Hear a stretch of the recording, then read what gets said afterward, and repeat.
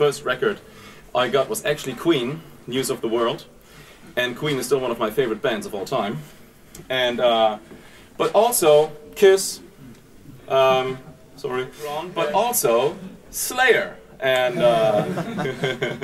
and as a kid I thought like, yeah, that's fucking cool. So because, you know, to me it was like more the attitude, you know, of course everybody goes through that. But I was very interested also in, well, sophisticated music.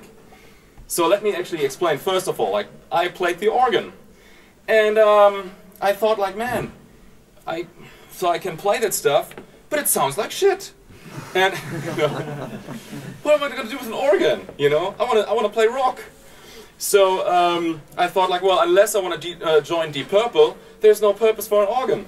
And so I kind of, you know, started to play guitar at first, which I still do. Well, beneficially, all these instruments came in, you know, pretty, yeah, beneficially for my music when I compose. But yeah, I started playing drums actually then later at around like, I would say I was 11 years old or 12 years old.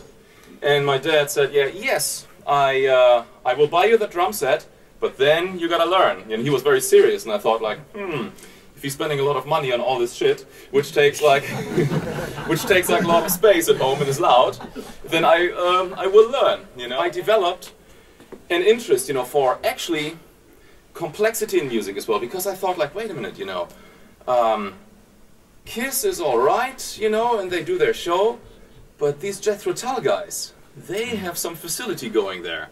I find this interesting. Why can't I understand this right away? So I wanted to know what was going on.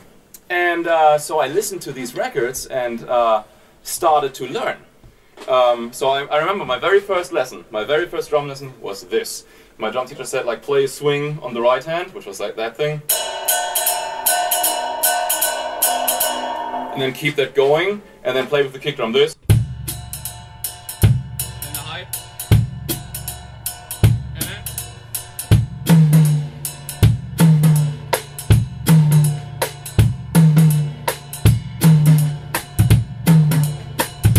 So that was my first drum lesson.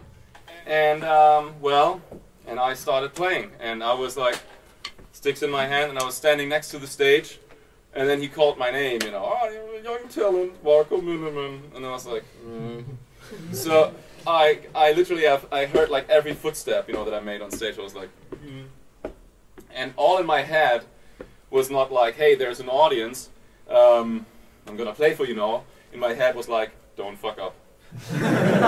Please don't fuck up. And so, you know, all I did was like, I sat behind the drums and I was like, okay, 1, 2. And then we started playing that jazz tune, and I had like a little drum solo in it. Just like a little basic kind of, you know, jazz thing.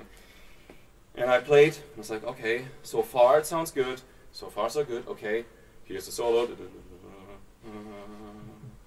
And then I went back into the arrangement, and all of a sudden I saw the people in front were clapping. I heard clapping because I blurred everything out before. Everything was like the drum set and myself and concentrating on not screwing up. And all of a sudden when I played the solo, then I heard like this, and I was like, oh, jeez, oh, there's an audience, and they're smiling. Oh my god, so I guess they liked it. And from that moment I didn't want to leave the stage anymore.